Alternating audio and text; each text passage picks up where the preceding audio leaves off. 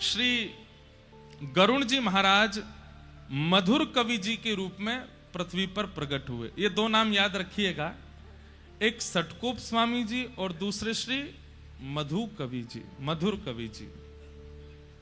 तो भगवान के जो गरुण जी हैं वे मधुर कवि जी के रूप में प्रकट हुए और श्री विश्वक्सेन जी महाराज वो सटकोप जी के रूप में प्रकट हुए। सटकोप जी के प्रादुर्भाव का चरित्र बहुत सुंदर है। सबसे आश्चर्यजनक बात यह है कि आपका पृथ्वी पर आगमन कब हुआ था? जब ठाकुर जी को यहां से लीला प्रस्थान किए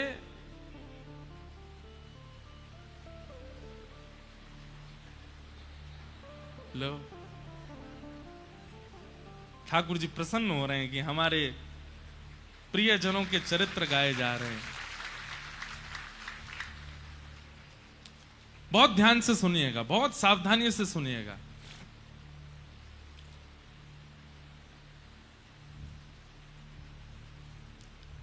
दक्षिण भारत में अधिकतर हमारी संप्रदाय विस्तृत है, उत्तर भारत में इतनी विस्तृत नहीं है।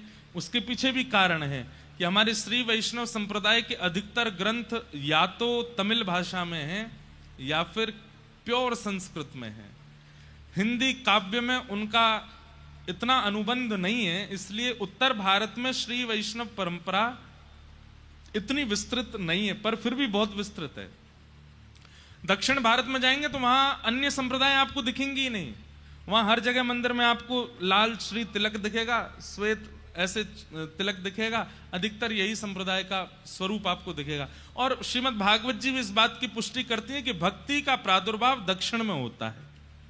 उत्पन्ना द्रविड़ेशाहम वृद्धिम कर्णाटके गताम क्वचित क्वचिन महाराष्ट्रे गुर्जरे जीर्णताम गतः। तो दक्षिण भारत में एक राजा हुए, उनका नाम था करिमारन। तो श्री करिमारन राजा जो थे, ये राम नाम में बड़ी निष्ठा थी इनकी, राम राम राम राम जपते ही रहते थे। इनकी पत्नी का नाम था रानी उड्डयनंगई, दक्षिण भारतीय नाम है उड्डयनंगई। तो करिमारन राजा और इनकी पत्नी रानी उड्डयनंगई, ये दोनों भगवत परायण भक्त थे। राजा दिन रात राम नाम के आश्रय में ही रहते थे। रानी अपने पति के आश्रित रहती थी। एक दिन दोनों राजा और रानी कहीं जा रहे थे मार्ग में, तभी आपको शंख चक्र गदा पद्मधारी श्रीमन नारायण भगवान का एक सुंदर मंदिर दिखाई दिया। बहुत सावधानी से सुनिएगा। बड़े हमने कहा ना, भागवत जी में इधर उधर देख लो तो कोई बात नहीं है, पर भक्तमाल जी का तो एक एक शब्द सुनिए, नहीं तो आपके चित्त से भाव जा सकता है। तो एक बार आप दोनों जा रहे थे, तभी आपने देखा कि एक मंदिर में सुंदर श्री विग्रह ठाकुर जी का विराजमान है। और उस विग्रह को देख करके रानी वहीं रुक गई। राजा तो दंडवत करने लगे, प्रणाम करने, पर रानी के नेत्र खुले रह गए ठाकुर जी का रूप लावण्य देख करके। रूप देख करके, स्वरूप देख करके रानी नेत्र झपकना भूल गई। राजा ने कहा, देवी क्या हुआ? रूप देखिए कितने सुंदर हैं ठाकुर जी। बोले कुछ मांग लो ठाकुर जी से। तो रानी ने क्या कहा? पुत्र देहु निज सरस ललाम, कि हे नाथ, आप तो परमात्मा हैं, हम आपको तो गोद में लेके घूम नहीं सकते, पर कृपा कीजिए कि आप जैसा ही पुत्र मुझे प्राप्त हो। आप जैसे रूप हैं, आपके जैसी भुजाएं हैं, आपका जैसा स्वरूप है, ऐसा ही पुत्र मेरे जीवन में आ जाए जिसको मैं गोद में खिला सकूं। ठाकुर जी से पुत्र की याचना इतने भाव से की थी कि रात्रि के समय जब राजा रानी दोनों सोने के लिए गए तो रानी के स्वप्न में ठाकुर जी प्रकट हो गए और प्रकट होकर के कहा कि आज आपने इतनी भावना से, आपके शब्दों में इतनी याचना थी, इतनी करुणा थी कि मैं देने से स्वयं को रोक नहीं पा रहा हूं। इसलिए मैं अपने नित्य पार्षद, जो बिल्कुल मेरे जैसे ही हैं, श्री विश्वक्सेन जी महाराज को आपके गर्भ में भेज रहा हूं। वे आपके गर्भ में आएंगे और आप उनको स्वीकार कीजिएगा।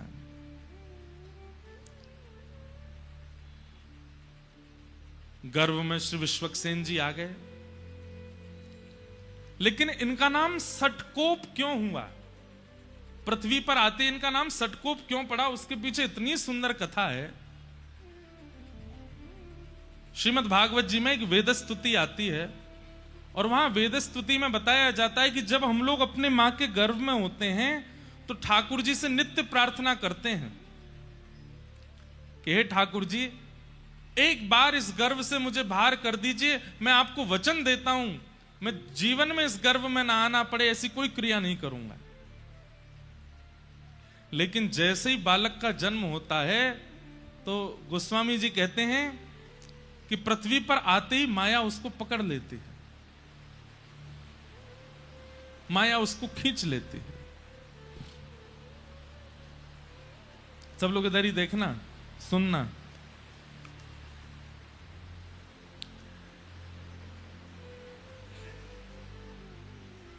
भूमि परत बा डाबर पानी, जनु जी वही माया लपटानी। जीव जब तक मातृ गर्भ में होता है वो परम भागवत होता है, ठाकुर जी से उसकी बातें होती हैं। श्रीमद् भागवत जी के कपिल देवूति संवाद में इस बात का प्रस्तुतिकरण है कि उसकी ठाकुर जी से चर्चा होती है। लेकिन जैसे ही उसका जन्म होता है माया उसको ऐसे पकड़ती है, संसार उसको ऐसे पकड़ने लगता है कि फिर वो धीरे धीरे ठाकुर जी से जितनी उसकी चर्चा हुई सब भूल जाता है। लेकिन विश्वक्सेन जी महाराज जी के साथ ऐसा नहीं हुआ।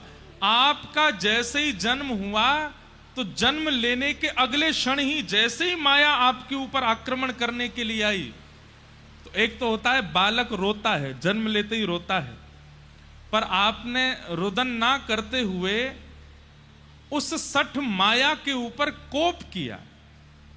बालक जन्म लेते गुस्सा करता है, वो जन्म लेते ही क्रोध किया और माया को सतर्क कर दिया कि सावधान हो जाओ, मुझ पर आक्रमण मत करना, मेरे पास मत आना, मेरे समीप आने की कोई जरूरत नहीं है। तभी इनका नाम पड़ गया सठ कोप। सठ माया के ऊपर जिन्होंने कोप किया, ऐसे श्री सठकोप जी महाराज ये हमारे आचार्य चरण हुए। और भैया देखो, जल अगर आप पे गिर जाए ना, तो हम एक बात कहते हैं कथा में, ये इधर उधर की जो गतिविधि प्राकृतिक गतिविधि होती हैं ये इसलिए होती हैं ठाकुर जी आते हैं कथा में, तो वो ऐसे नहीं आते, ऐसे करके आते हैं। लाइट चली जाना, पंखा बंद हो जाना, वाह।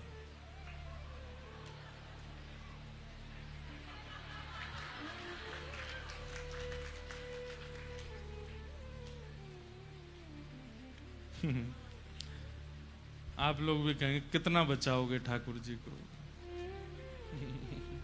बाबा इतको आ जाओ।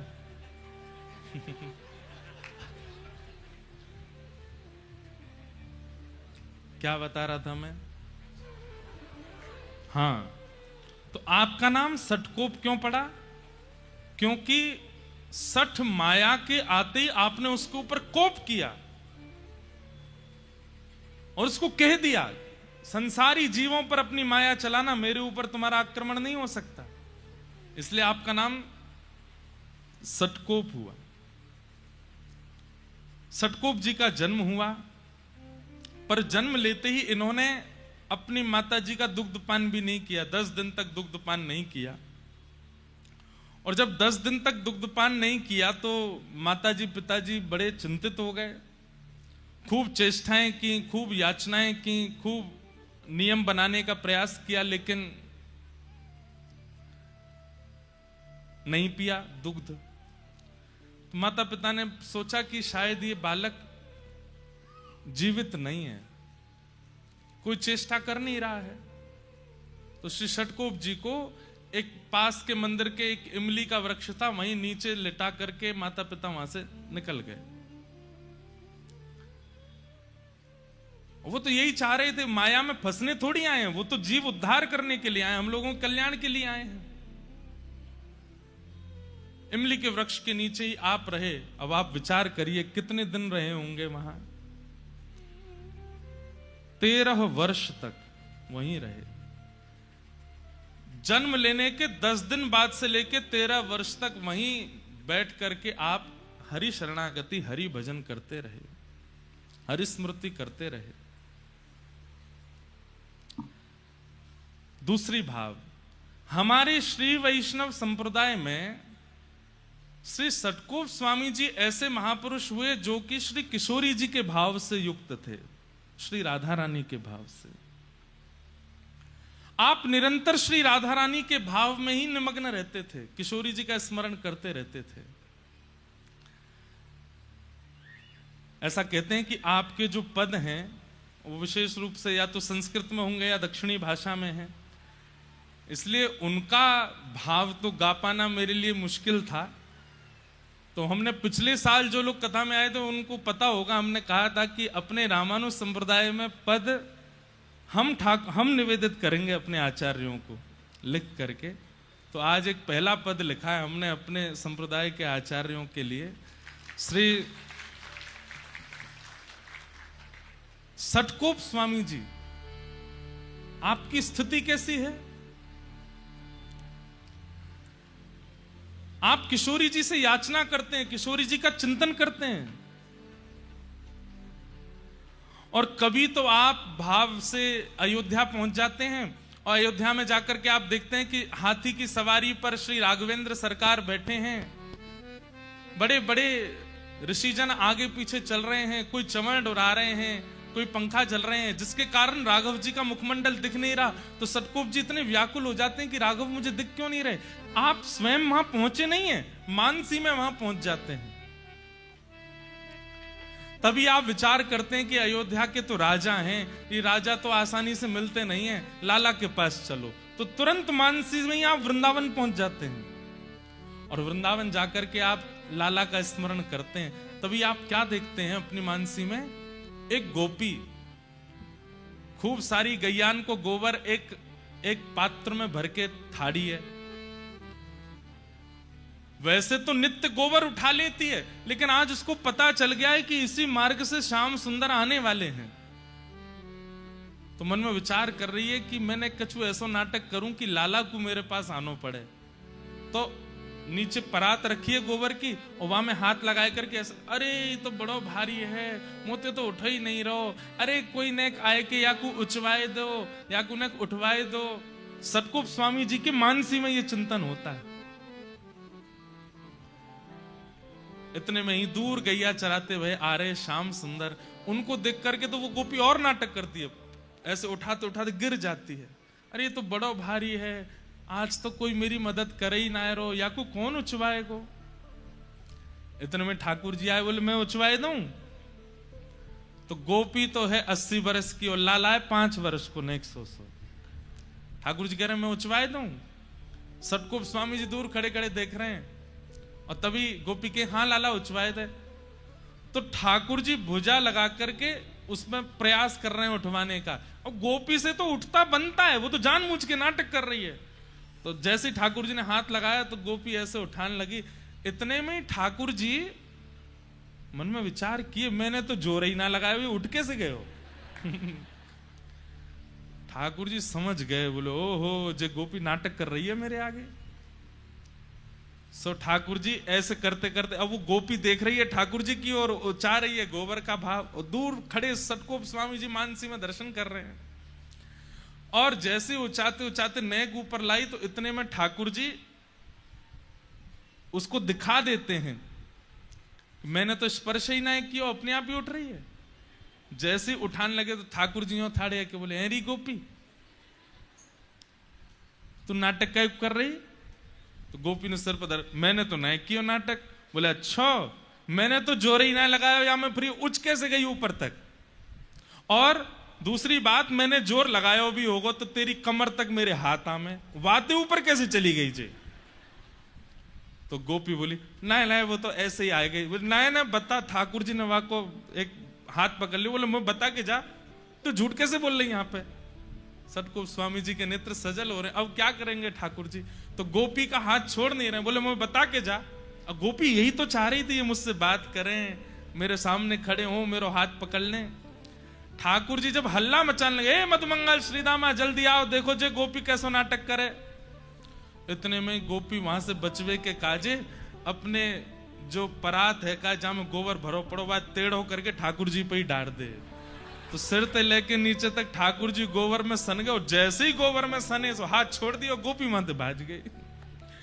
और श्री सटकोप स्वामी जी इस लीला का दर्शन करके चरणों में प्रणाम करते हैं। सोचिए, माया पर कोप किया उन्होंने, लेकिन भावना से कितने सरल हैं, मानसी से कितने निर्मल हैं।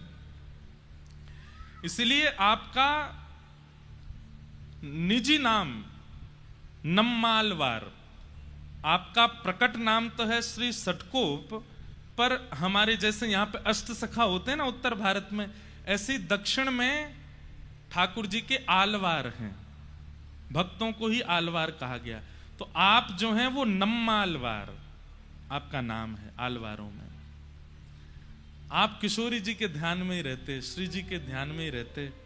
एक बार की बात है कि ऊखल बंधन लीला जो भागवत जी में आती है ना, मैया ने लाला बांध दियो, आप कथा सुन रहे थे और कथा में जैसी उखल बंधन लीला सुनी, सुनते ही मूर्छित हो गए। किस बात से मूर्छित हो गए? बोले मैया लाला से यूं कह गई, आज तो को रोटी नहीं मिलेगी, आज तो को मक्खन नहीं मिलेगा। तो मैया के इस कोप को ठाकुर जी कैसे ले रहे होंगे? ठाकुर जी कितने सरल हैं, कितने सहज हैं, कितने निर्मल, उन पर कोप कर रही है मैया। इस भावना को सोचकर के आप वहीं मूर्छित हो गए कि मैया ने लाला उखल में क्यों बांध दिए, इतने कोमल से लाला क्यों बांध दिए। बंधुओं, 1 घंटा, 1.5 घंटा, 2 घंटा की मूर्छा तो समझ आती है, 6 महीने तक नहीं उठे, मूर्छित ही रहे। लोग उठा करके ले गए, जल का छिड़काव किया, क्या नहीं किया, लेकिन आपकी ध्यान समाधि भावना ऐसी, बस नेत्रों से अश्रु गिरते जा रहे हैं और मूर्छावस्था में 6 महीने तक। फिर 6 महीने बाद किशोरी जी ने ललिता जी से आज्ञा की कि आप जाओ, और श्री ललिता जी आई और उन्होंने आकर के श्री सटकोप स्वामी जी को पुनः चेतना कराई। ऐसे हमारे रामानुज संप्रदाय के श्री सटकोप स्वामी जी महाराज। तो ये जब मैं कथा पढ़ रहा था तो मेरे मन में आई कि एक पद आज सबसे पहले हमारे आचार्य चरणों के लिए गा दें। हम तो ब्रजवासी हैं, और ब्रजवासी बिना पदन के तो रहमे ही ना है, आप सबन को पतो है। तब मन में भाव आया कि एक पद हिंदी भाषा में अपने आचार्य चरण को प्रस्तुत कर देते। करी हूं कृपा कब श्यामा मोह पे, करी हूं कृपा कब श्यामा मोह पे।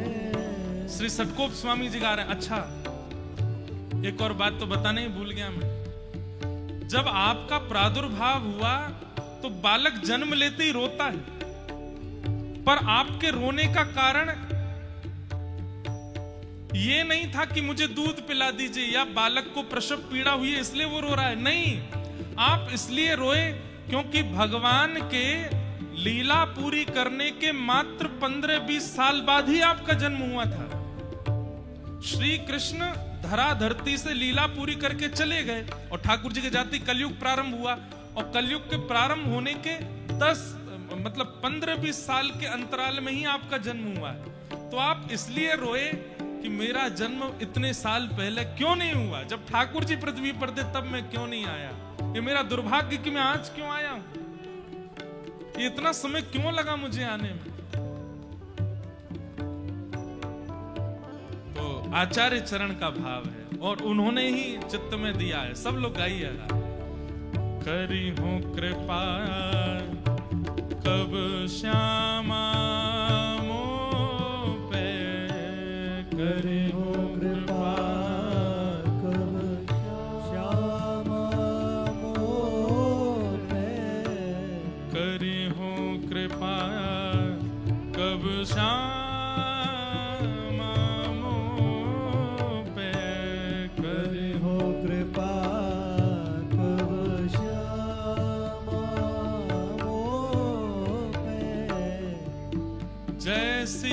कृपा ललिता पर कीनी,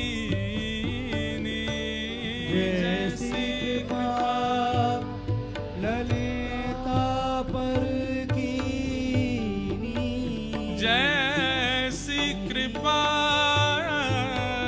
ललिता पर कीनी, जैसी कृपा ललिता पर कीनी, महल टहल सेवा सब पाए, महल टहल सेवा सब पाई, महल टहल सेवा सब पाए, महल टहल सेवा सब पाई, खरी हो कृपा कब श्यामा मोह पे, करी हो कृपा कब श्यामा मोह पे, करी हो कृपा कब श्यामा मोह पे, करी हो कृपा कब श्यामा। हे किशोरी जी, जैसी कृपा आपने ललिता जी पर की है और उन्हें अपनी महल टहल की सेवा प्रदान की है, ऐसी कृपा मुझ पर कब करेंगी आप?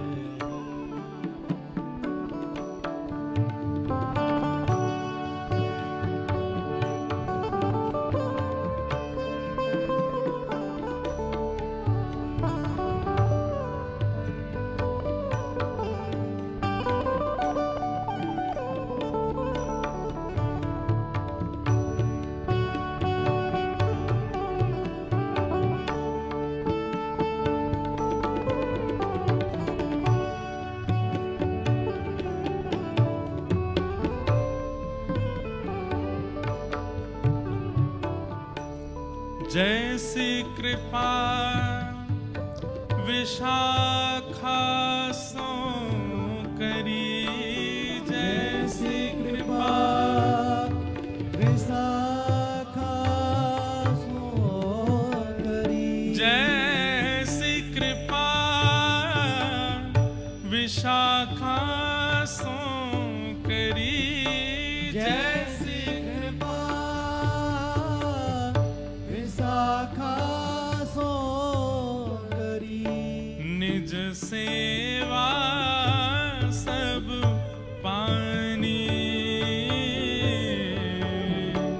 निज सेवा सब पानी पानी। ललिता जी प्रधान सखी हैं किशोरी जी की, लेकिन श्री विशाखा जी प्रधान नहीं है। फिर भी किशोरी जी अगर कह दें मुझे वहां जानो है तो ललिता जी कहेंगी जी श्री जी।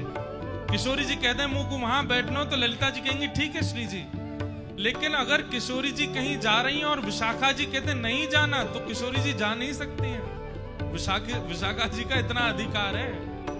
श्याम सुंदर द्वार पर खड़े हैं और विशाखा जी ने अगर मना कर दिया कि नहीं द्वार नहीं खुलेंगे तो खुलेंगे ही नहीं। ललिता जी प्रधान सखी हैं, पर निकुंज की एक प्रकार से देखा जाए तो गतिविधियों पर पूर्ण अधिकार, पूर्ण कमान श्री विशाखा जी की रहती है। जैसी कृपा विशाखा सुकीनी, जैसी कृपा विशाखा सो करी, निज सेवा सब पानी, निज सेवा सब पानी पानी करी हूँ कृपा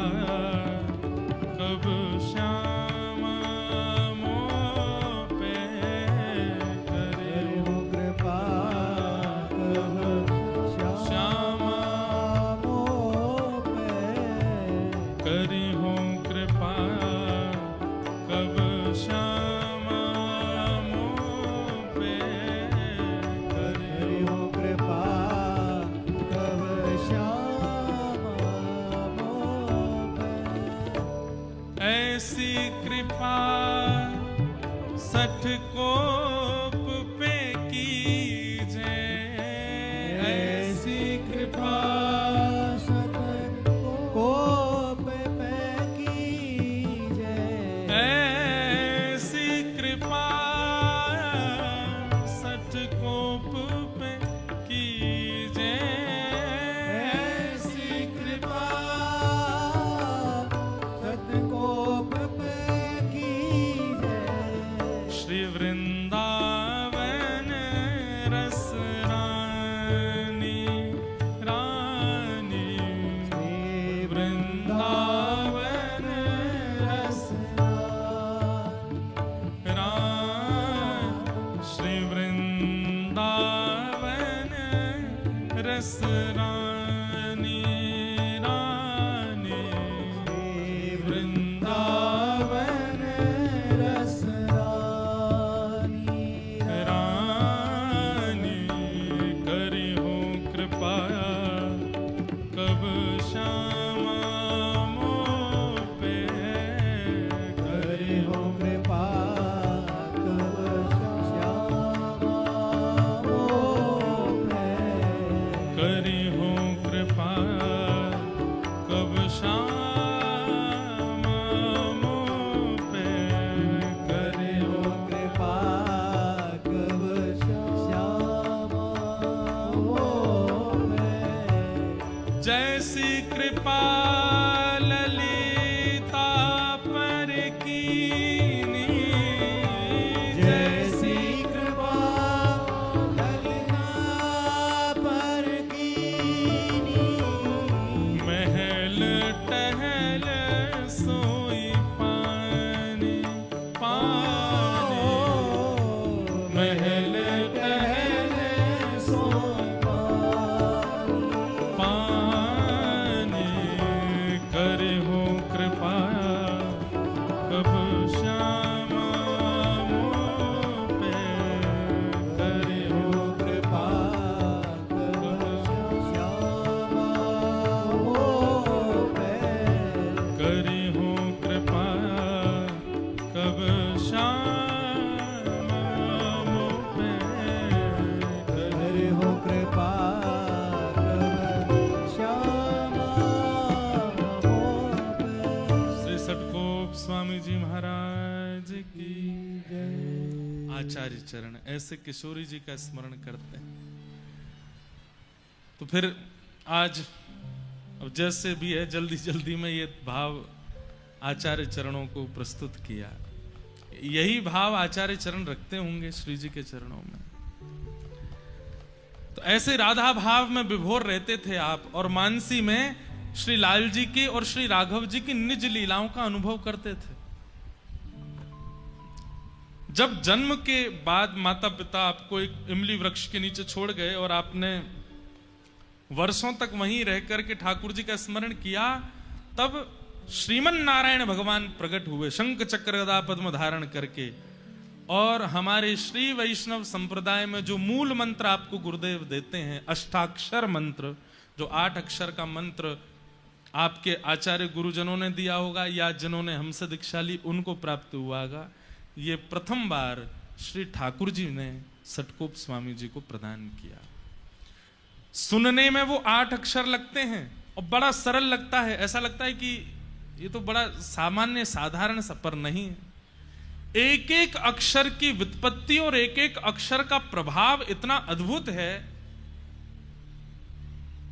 अभी रामानुजाचार्य जी का प्रसंग शुरू होगा तब पता चलेगा कि उस मंत्र की विधि क्या है, उस मंत्र का रहस्य क्या है।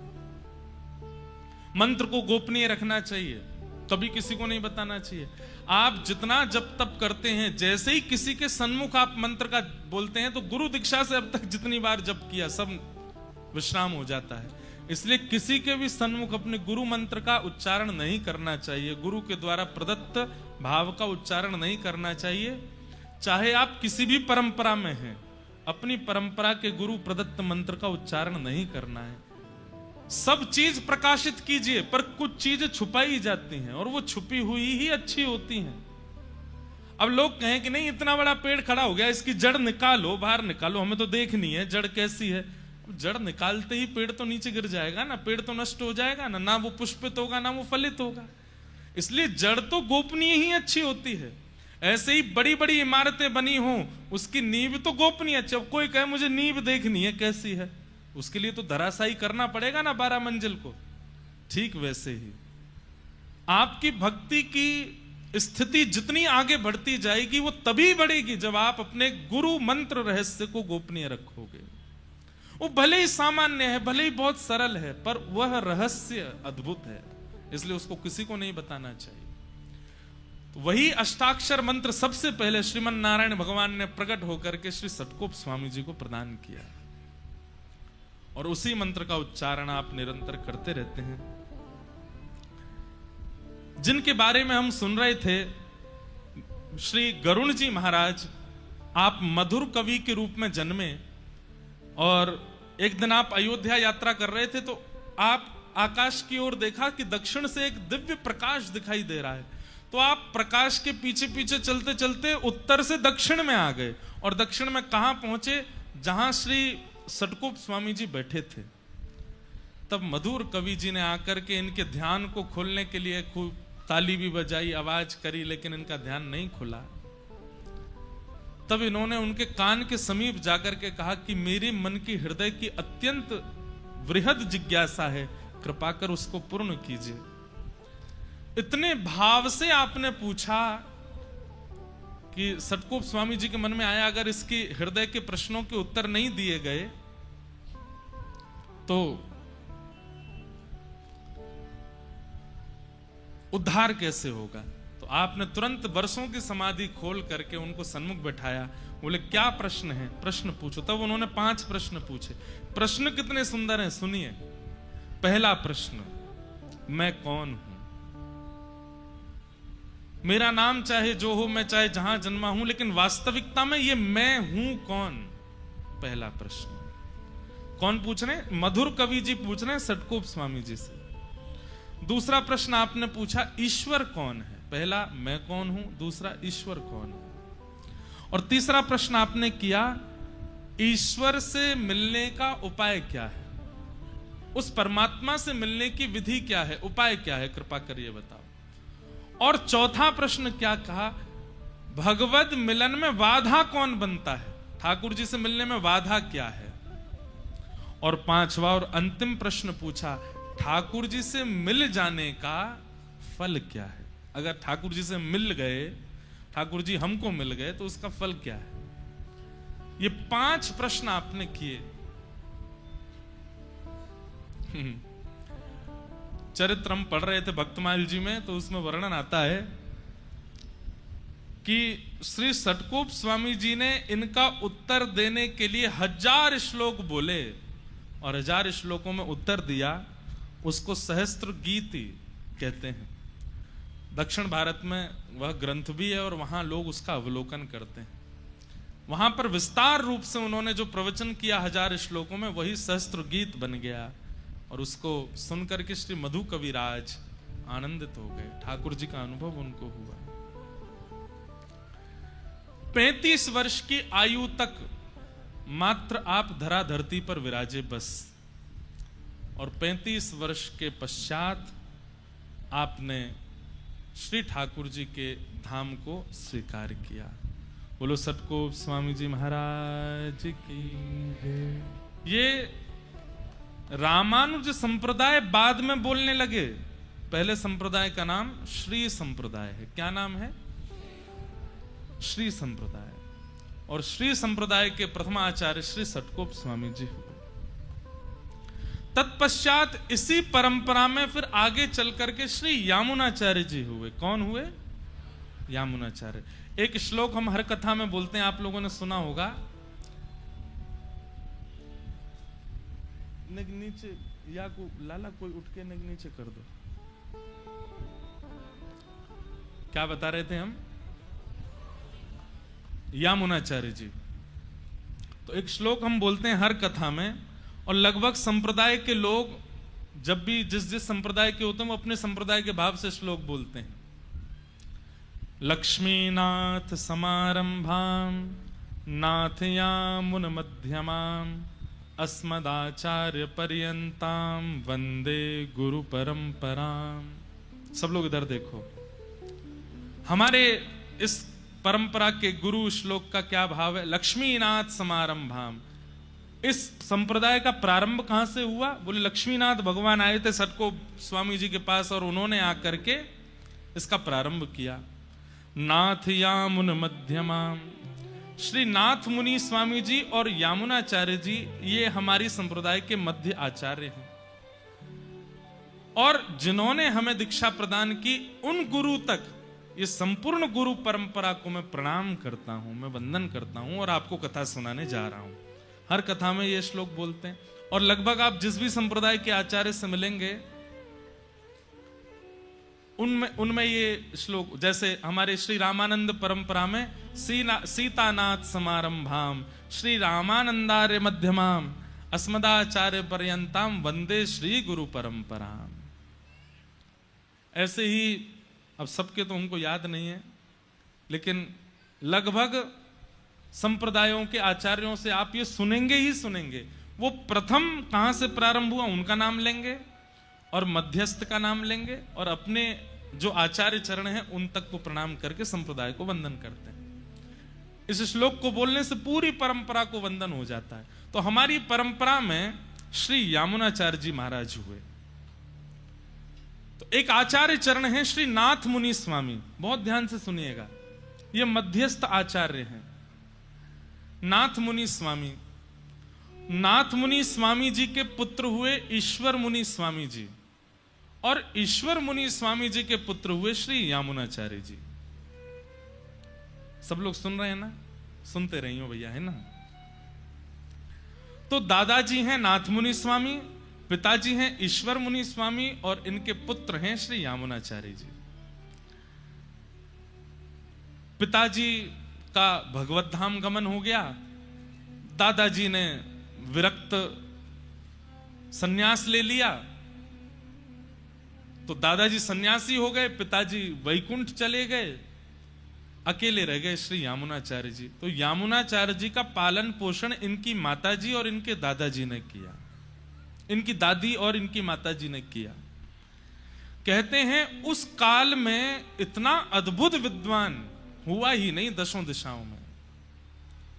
हमने कहा ना, उस काल में विद्वान होना आवश्यक था, क्योंकि अगर आप विद्वान नहीं होते थे तो धर्म का नाश करने वाले लोग भी विद्वान बन के आते थे और अपनी विद्वत्ता से धर्म को ह्रास कर रहे थे। इसलिए सबका विद्वान होना बहुत आवश्यक होता था। आजकल कुछ नहीं है, आजकल तो केवल नाम गालो ठाकुर जी का, तिलक स्वरूप लगा लो, ठाकुर जी के सन्मुख पहुंच जाओ, बस इसी से कल्याण है। कलयुग ज्यों ज्यों आगे बढ़ रहा है, ठाकुर जी उतना सरल करते जा रहे हैं।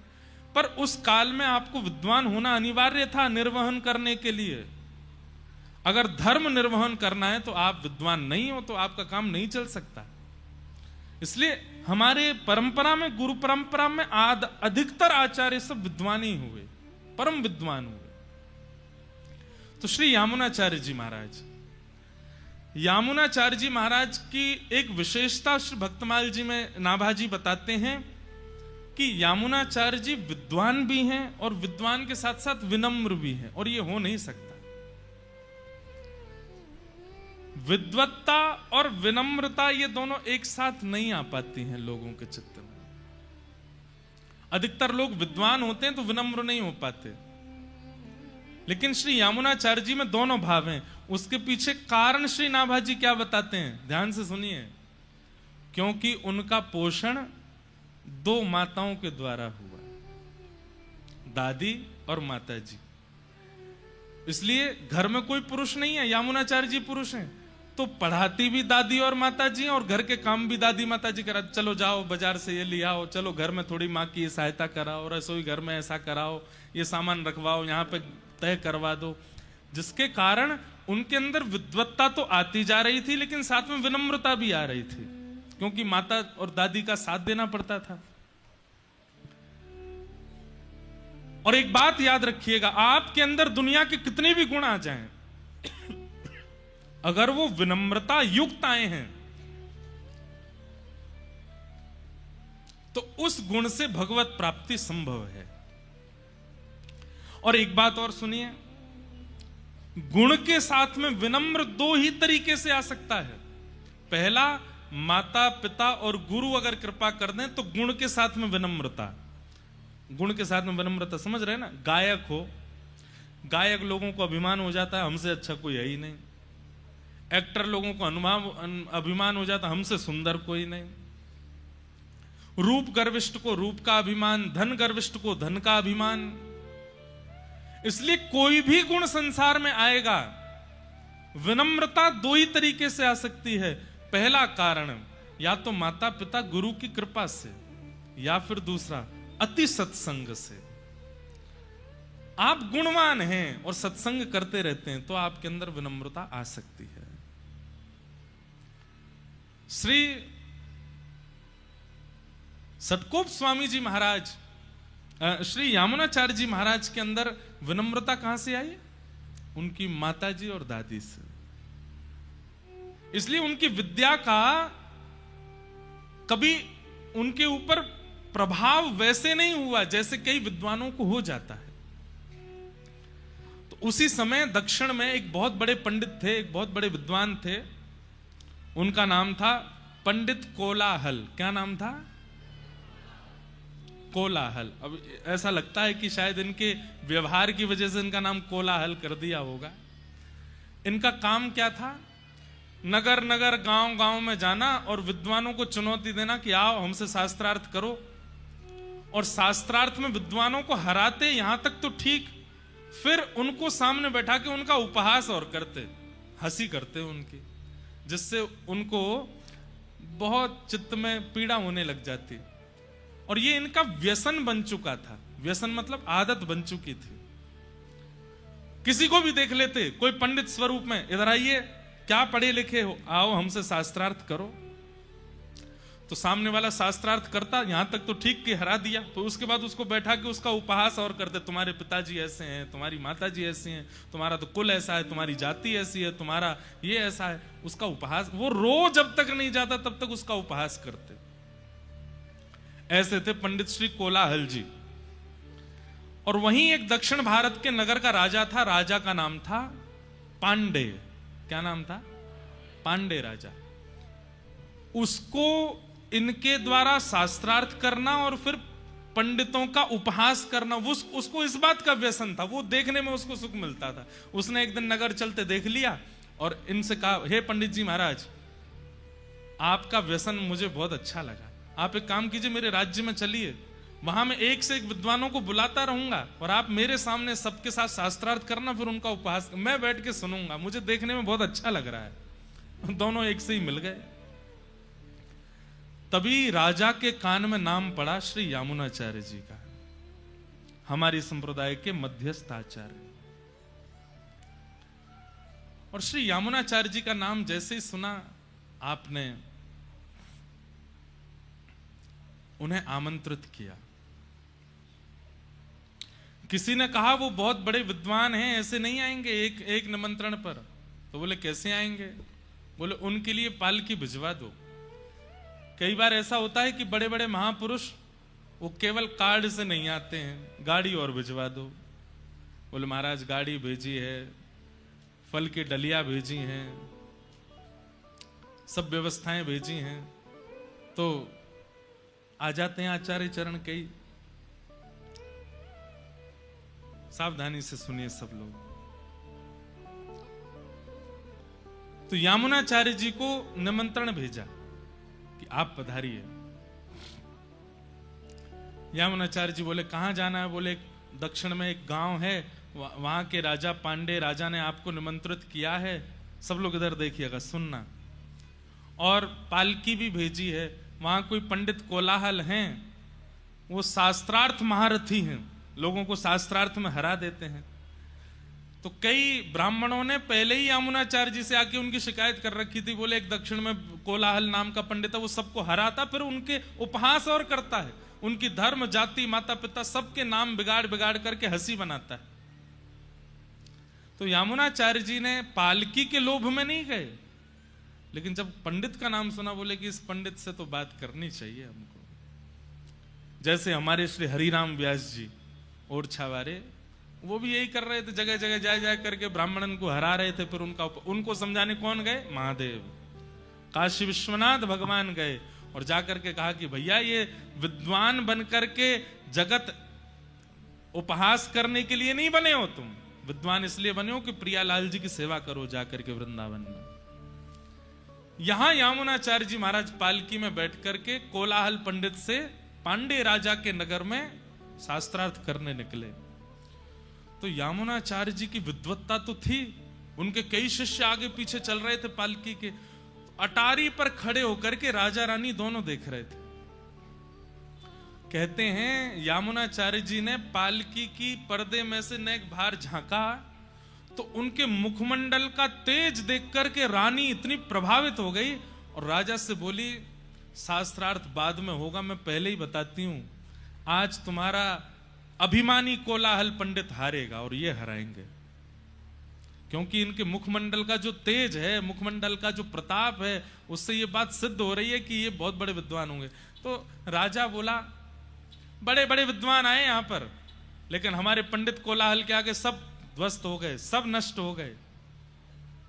अभी अभी देखते हैं कितना विद्वान है। रानी बोली, ऐसे नहीं, आज तो आप शर्त लगा लीजिए मुझसे, यही जीतेंगे। राजा बोले, अच्छा इतना विश्वास? बोले हाँ, इनके मुखमंडल का तेज अद्भुत है। राजा बोले, क्या शर्त लगेगी फिर? रानी बोली, अगर ये जीत गए, अगर ये हार गए तो मेरी हार मानी जाएगी और मैं हार करके आपको वचन देती हूं, मैं पत्नी और रानी पदवी का त्याग कर दूंगी, जैसे अन्य दासियां राजभवन में रहती ऐसे रहूंगी और जीवन भर आपके दासित्व को स्वीकार करूंगी। राजा बोले, इससे हमको प्रसन्नता तो नहीं। बोले, आपकी प्रसन्नता के लिए नहीं, मैं इनके लिए ये करूंगी। अगर ये हार गए तो मैं जीवन पर्यंत रानी भेष में नहीं रहूंगी, दासी बन करके रहूंगी। लेकिन अगर ये जीत गए तो आपको अपना आधा राज्य इनको देना पड़ेगा। राजा रानी के कॉन्फिडेंस को देख करके राजा भयभीत हो गए। बोले कि आप सच में इतनी बड़ी बात कह रही हैं? बोले कि हाँ, वचन दीजिए। राजा बोले, मुझे भी अपने कोलाहल पंडित पर भरोसा है, वो जीतेगा। आहा, हमारे आचार्य चरण जैसे ही पहुंचे हैं, अभी तक ठाकुर जी ने स्वीकार नहीं किया इनको, अभी तक ये आचार्य नहीं बने थे, अभी तो ये सामान्य विद्वान थे बस। लेकिन ठाकुर जी क्यों प्रभावित हो गए, क्यों स्वीकार किया, उसके लिए कथा सुनना बहुत जरूरी है। जैसे ही आप पालकी से उतर के सभा में पधारे, 2 आसन लगे हुए थे। एक आसन पर आप चुपचाप जाकर के बैठ गए, दूसरे आसन पे आके कोलाहल पंडित बैठा और आकर के आंखों में देखने लगा और कभी इधर मचले कभी उधर मचले और बोले कि देखना, आज तुमको हराऊंगा मैं और तुमको देखना हराऊंगा। यामुनाचार्य जी शांत मुद्रा में बैठे रहे। बोले, एक बात बताओ, किस विषय पे शास्त्रार्थ करोगे? राजा ने कहा, किस विषय पे शास्त्रार्थ होगा? तो भाई, विद्वान होना ही सब कुछ नहीं होता, एक बात याद रखिएगा। विद्वान होना ही, सारी नॉलेज होना ही सब कुछ नहीं होता। कभी कभी विवेक होना भी बहुत जरूरी होता है। कई लोगों को पता होता है कि ये हल्दी है, ये नमक है, ये हींग है, ये गरम मसाला है, ये टमाटर है, ये आलू है, लेकिन सब्जी बनाना नहीं जानते। सब कुछ पता होना एक बात होती, पर सबको व्यवस्थित करना ये विशेष बात होती है। यामुनाचार्य जी विद्वान के साथ साथ विवेकी भी हैं, वो जानते हैं कि कब कहां क्या करना है। तो राजा ने कहा, किस विषय पर शास्त्रार्थ होगा? तो यामुनाचार्य जी कुछ कहते, और जबकि होना यही चाहिए कि अतिथि जो आया उसको अवसर देना चाहिए कि आप बोलिए किस विषय पर होगा। पहले ही बोल पड़े। बोले कि ये यामुनाचार्य बड़ा शांत शांत सा लग रहा है, ज्यादा बोल कुछ रहा नहीं है, मैं ही पहले बोल देता हूं। बोले, राजन, खंडन शास्त्रार्थ होगा, ये जो भी बोलेंगे उस बात का मैं खंडन करूंगा। अब इसमें सामने वाला कुछ भी बोले, आपको उसका खंडन करना, उसकी बात को असत्य करना है। राजा बोले, तो फिर देरी किस बात की, शास्त्रार्थ शुरू किया जाए। यामुनाचार्य जी बोले, कितने वाक्य बोलने का अधिकार है मुझे? तो सामने खड़े कोलाहल पंडित जी बोले 3 वाक्य बोलिए और तीनों वाक्यों का खंडन करूंगा मैं। तो पहला वाक्य रामानुजाचार्य जी क्या बोलते हैं, हमारे सामने जो महाशय पंडित जी विराजमान हैं, इनकी माताजी काकबंध्या हैं। काकबंध्या मतलब जिनके एक ही पुत्र है, उसके बाद फिर संतान नहीं है, उनको काकबंध्या कहते हैं। तो यामुनाचार्य जी ने पहला शब्द क्या कहा, हमारे सामने जो पंडित जी बैठे हैं इनकी माताजी काकबंध्या हैं। राजा भी खड़ा हो गया, इसका खंडन कैसे करोगे, वो एक ही हो। अब मर्यादा यह है कि अब पंडित कोलाहल नहीं नहीं नहीं, खंडन वाला नहीं चलेगा, दूसरा वाला करेंगे। यामुनाचार्य जी बोले आप देख लीजिए। राजा बोले नहीं नहीं, एक ही बार आपने खंडन का पहले बोले, अब खंडन ही होगा। बोले अब दूसरा वाक्य बोलिए। तो यामुनाचार्य जी बोले राजा पांडे बड़े नीति से चलते हैं और राजा पांडे सदा धर्म का पालन करते हैं और बड़े वैष्णव हैं, करिए खंडन। यहां पर यामुनाचार्य जी जैसे ही बोला तो सामने बैठा कोलाहल पंडित राजा की ओर, राजा तलवार निकल, बोलो खंडन करो। अब खंडन तो ये होगा कि नहीं राजा नीति युक्त नहीं है, उसको सिद्ध करो कैसे नीति युक्त नहीं है। तीसरी बात यामुनाचार्य जी ने कहा, राजा तो नीति युक्त है ही, राजा तो धर्मावलंबी है ही, पर इनकी पत्नी पतिव्रता नारी है। वो अपने पति के अलावा किसी को भी कभी दूषित दृष्टि से नहीं देखती है। वो केवल पत्नी पतिव्रता है, अपने पति को ही सर्वस्व मानती है, करो खंडन। 3 बात ऐसी बोल दी कि महाराज कोलाहल पंडित जी तो चरणों में गिर गए, बोले भगवान क्षमा करो, गलती हो गई मुझसे। तभी राजा ने रानी की ओर देखा, रानी बोली मैंने पहले ही कहा था, ये विद्वान तो हैं पर विद्वान के साथ साथ विवेकी भी हैं। ये चाहते तो अपने गुरु से सीखे हुए, अपनी माता और अपनी दादी से सीखे हुए परम विद्वाओं का यहां पर विवेचन कर सकते थे, यहां पर लच्छेदार वाणी बोल करके अपनी महिमा गरिमा को बढ़ा सकते थे, लेकिन उन्होंने सामान्य से 3 शब्दों में उसको हरा दिया। इससे क्या प्रमाणित होता है कि विद्वान तो हैं पर साथ में विवेकी भी हैं, और ये विवेक इनके चित्त में आया, ये इस बात का प्रमाण है कि ये सत्संग भी करते हैं। अब जो शर्त हुई थी वो कीजिए। राजा ने तुरंत अपनी आधे साम्राज्य को श्री यामुनाचार्य जी को प्रदान कर दिया, और श्री यामुनाचार्य जी एक राज होकर, एक राजा की तरह, एक राजकुमार की तरह उस भाव में रहने लगे। माताजी को भी ले आए, दादी को भी ले आए, वहीं निवास करने लगे। आप 35 वर्ष तक, बाल्यकाल में 15-16 वर्ष की आयु में शास्त्रार्थ में गए थे, 35 साल तक उसी राज्य में एक राजा की तरह, एक राजकुमार की तरह रहे, लेकिन आपने राज्य भाव को भी अपने ऊपर हावी नहीं होने दिया। ठाकुर जी इनसे बड़े प्रभावित हो गए। बोले विद्वान भी है, सुंदर भी है, तेजों में भी है, सर्वगुण संपन्न है, सारी योग्यताएं इनके चरणों में हैं, लेकिन फिर भी ये कितना एक निष्ठता रखते हैं। अब इनको स्वीकार करने का समय आया। तभी आपको खबर मिली कि आपके दादाजी जो सन्यास ले चुके थे वे मरणासन स्थिति में हैं, तो आप उनका दर्शन करने के लिए जा रहे थे। तभी मार्ग में कावेरी के तट पर विराजमान श्री रंगनाथ मंदिर, श्रीरंगम, जो कि दक्षिण में विराजमान है, मंदिर पड़ा। तो आपने मन में विचार किया क्यों ना यहां पर ठाकुर जी का दर्शन करें। और जैसे ही आप दर्शन करने के लिए गए, शांताकारं भुजगशयनं पद्मनाभं सुरेशं विश्वाधारं गगनसदृशं वेदवर्णं शुभांगं लक्ष्मीकान्तं कमलनयनं योगभिर्ध्यानगम्यं वंदे विश्वं भवभयहरं सर्वलोकैकनाथ। यही श्लोक का दर्शन होता है रंगनाथ मंदिर में। शांताकारम, शांताकार है ठाकुर जी का। भुजग शयनम, भुजग कहते हैं सर्प, उसके ऊपर शयन कर रहे हैं। शांताकारम भुजग शयनम पद्मनाभम सुरेशम, नाभि से एक पद्म प्रकट है, कमल, और उसके ऊपर कौन बैठे हैं? ब्रह्मा जी। शांताकारम भुजग शयनम पद्मनाभम सुरेशम विश्वाधारम, विश्व के जो आधार हैं, जिनके कारण ये पूरा विश्व चल रहा है। गगन सदृशम, जो गगन के समान है। वेद वर्णम शुभांगम, लक्ष्मी कांतम, लक्ष्मी के जो पति हैं। कमल नयनम, कमल जैसे जिनके नेत्र हैं। योग वीर ध्यान गम्यम, योगी बड़े बड़े जिनके ध्यान में रहते हैं। वंदे विष्णुम भव भयहरम सर्वलोकैक। आपने जैसे ही जाकर के गर्भगृह में विराजमान शेषनाग पर पौड़े नारायण भगवान का दर्शन किया, आज तक जितनी योग्यताएं देखी थी, जितनी सफलताएं देखी थी, जितनी उज्जवलताएं देखी थी, सब फीकी लगने लगी ठाकुर जी के रूप के आगे।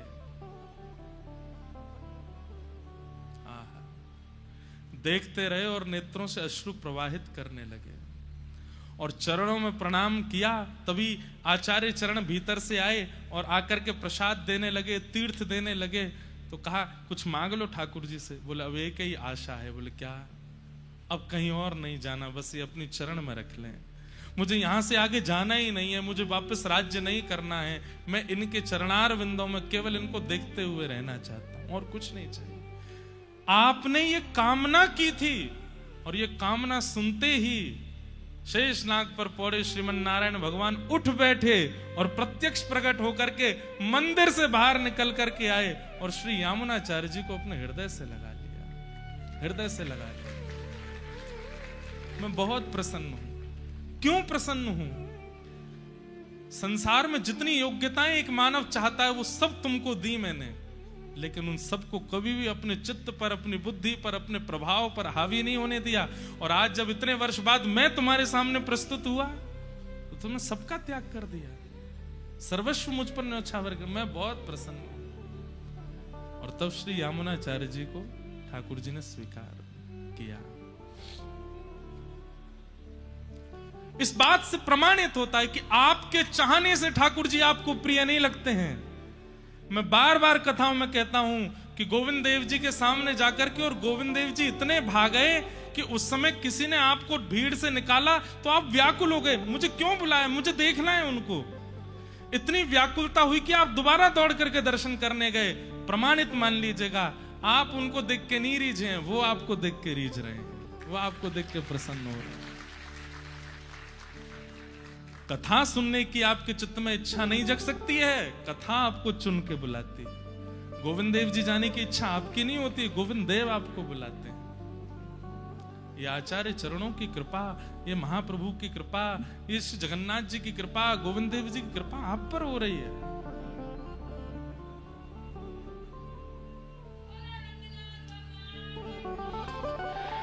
वारे भैया, ठाकुर जी ने उनको स्वीकार किया।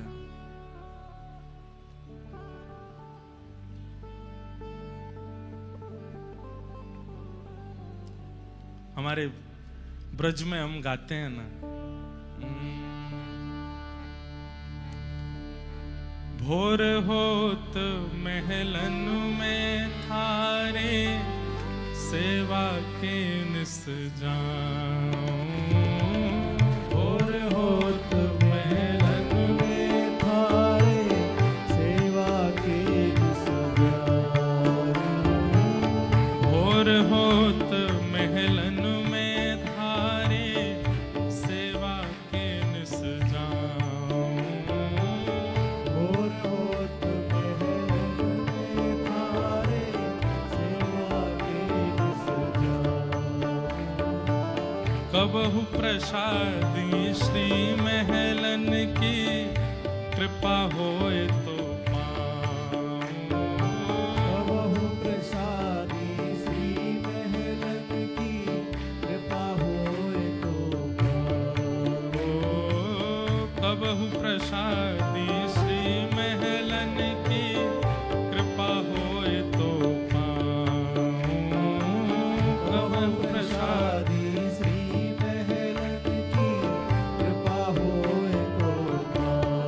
किशोरी मोहे सेवा में लीजो, लाडली सेवा में